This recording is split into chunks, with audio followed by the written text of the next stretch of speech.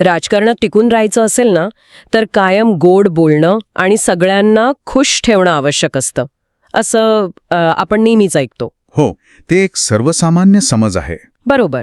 पण आजच्या आपल्या या सखोल विश्लेषणात आपण एका अगदी उलट आणि म्हणजे थोड्या धक्कादायक सूत्राचा अभ्यास करणार आहोत. नक्कीच. आज आपण सोनाली रितेश कापुरे बिऱ्हाडे यांच्या the architecture of action, the legacy of Ajit Pawar या लेखावर चर्चा करणार आहोत. हो, आणि आपला मुख्य उद्देश हाच आहे की केवळ राजकीय आश्वासने आणि प्रत्यक्ष प्रशासकीय कृती यात नेमका काय फरक असतो तो समजून घेणं. खरं तर या चर्चेत जाण्यापूर्वी एक छोटी पण महत्वाची सूचना द्यायला हवी. हो, नक्कीच सांगा. लेखात दिलेली माहिती ही राजकीय स्वरूपाची असली तरी आपली आजची ही चर्चा पूर्णपणे तटस्थ आहे. आपण कोणत्याही राजकीय भूमिकेचं समर्थन करत नाही आहोत. आपण फक्त मूळ स्रोतातील विचारांचा म्हणजे एका विशिष्ट प्रशासकीय कार्यशैलीचा अभ्यास करतोय. अगदी बरोबर. आणि हे ना मला एका क्रीडा संघासारखं वाटतं. क्रीडा संघ म्हणजे कसा?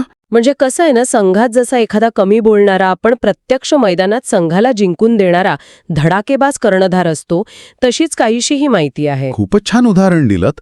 कारण लेखाची सुरुवातच एका स्पष्ट ओळीने होते, शब्दांपेक्षा कृती मोठी असते. अच्छा. हो, आणि वचनांपेक्षा काम बोलतं. इथे वेळेचं काटेकोर पालन आणि निर्णय घेण्याचा जो वेग आहे ना, त्यावर खूप भर दिलाय. चला हे थोडं सविस्तर समजून घेऊया.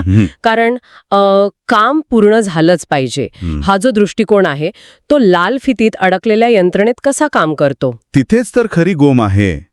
कारण प्रशासनात जेव्हा काम कसंही चालवून नेऊ ही मानसिकता असते, ती आधी मोडून काढावी लागते. म्हणजे मला हे ऐकून एखाद्या शाळेतील कडक मुख्याध्यापकाची आठवण येतेय, ज्यांच्या नुसत्या असण्याने संपूर्ण यंत्रणा कायम सजग राहते. हो, अगदी तसंच काहीसं. पण यातली सर्वात रंजक गोष्ट म्हणजे ही शिस्त म्हणजे केवळ सत्तेचा रुबाब नव्हता बरं का. मग काय होतं? ती एक जबाबदारीची जाणीव होती. नेतृत्व म्हणजे केवळ एखादं पद मिळवणं नसून ती एक जबाबदारी आहे हे यातून स्पष्ट होतं. जेव्हा नेता स्वतः वेळेवर येऊन कामाला लागतो तेव्हा यंत्रणेलाही वेग घ्यावाच लागतो. इथेच हा विषय खऱ्या अर्थाने रंजक ठरतो.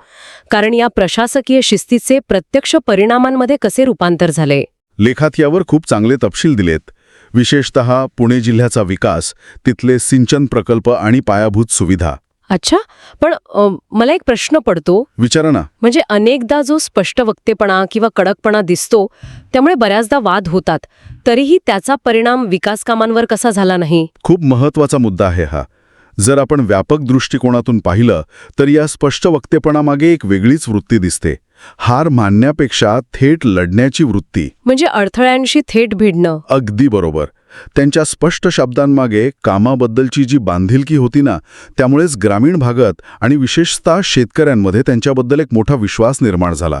हो, कारण ग्रामीण भागात नुसत्या आश्वासनांपेक्षा पाण्याचा आणि विजेचा प्रश्न वेळेत सुटणं हे खूप जास्त महत्वाचं असतं. नक्कीच. आणि लेखातही हेच मांडलंय की राजकारणातील आरोप आणि टीकेला केवळ शब्दांनी नाही तर धैर्याने आणि प्रत्यक्ष कामातून कसं उत्तर दिलं गेलं. म्हणजे थोडक्यात सांगायचं तर निष्कर्ष हाच निघतो की नेतृत्व हे कधीच केवळ पदावर अवलंबून नसतं. हो, ते प्रत्यक्ष कृती आणि कामातून सिद्ध होतं.